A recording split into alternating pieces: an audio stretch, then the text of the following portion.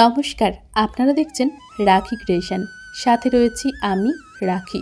রাখি ক্রিয়েশনের আরও একটি নতুন রেসিপি ভিডিওতে আপনাদের স্বাগত।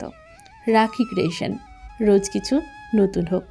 তবে আজ নতুন কোনো রেসিপি নয়, একটু অদ্ভুতই বলতে পারেন। হ্যাঁ, একটু অদ্ভুত ধরনের রেসিপি নিয়ে হাজির হয়েছি, যেটা ভাত দিয়ে খেতে বেশ ভালোই লাগবে, মন্দ নয় কিন্তু।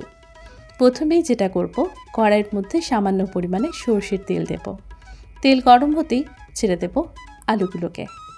আলু এখানে আমি বেশ অনেকটা পরিমাণেই নিয়েছি, আর আলুগুলোকে একটু মোটা মোটা করে কেটে নিয়েছি। ঠিক যেভাবে আমরা রুটি খাওয়ার জন্য অনেক সময় মোটা আলু ভাজা তৈরি করি, সেভাবে। এবার নাড়াচাড়া করতে করতে আলুটাকে রান্না করতে হবে। আলু ভাজতে তো আমরা সকলেই পারি, আমরা সকলেই খেয়েছি পোস্ত দিয়ে আলু ভাজা।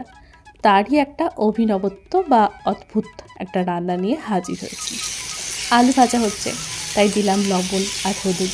এবার লবণ হলুদ দিয়ে সুন্দর করে নাড়াচাড়া করতে করতে এটাকে কিছুক্ষণ ঢাকা চাপা দিয়ে রান্না করতে হবে। যেহেতু মোটা আলুগুলো, তাই একটু সেদ্ধ হতে সময় লাগবে, তাই একটু চাপা ঢাকা দিয়ে দিলে দেখা যাবে খুব অল্প তেলে অল্প সময়ের মধ্যেই আলুগুলো ভাজা হয়ে গেছে। সুন্দর করে নাড়াচাড়া করতে করতে 5 থেকে 6 মিনিটের মধ্যেই দেখা যাবে আলুগুলো কিন্তু সুন্দরভাবে সেদ্ধ হয়েছে। খুব বেশি আঁচে রান্না করব না, একটু কম আঁচে এটাকে রান্না করব। নাড়াচাড়া করতে করতে একটা সময় দেখা যাবে আলুগুলো সেদ্ধ হয়ে গেছে।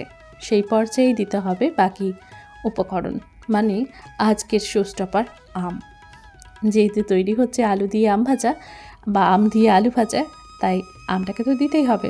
প্রথমে আমটা দিয়ে ফেলে কিন্তু সেদ্ধ হবে না আলুগুলো, তাই আমটা আলু সেদ্ধ করার পরেই দিতে হবে। দিয়ে দিলাম আম। তবে আমার কাছে আমটা একটু পাকা পাকা হয়ে গিয়েছিল, তবে আমটা খেতে কিন্তু ভীষণই টেস্টি ছিল।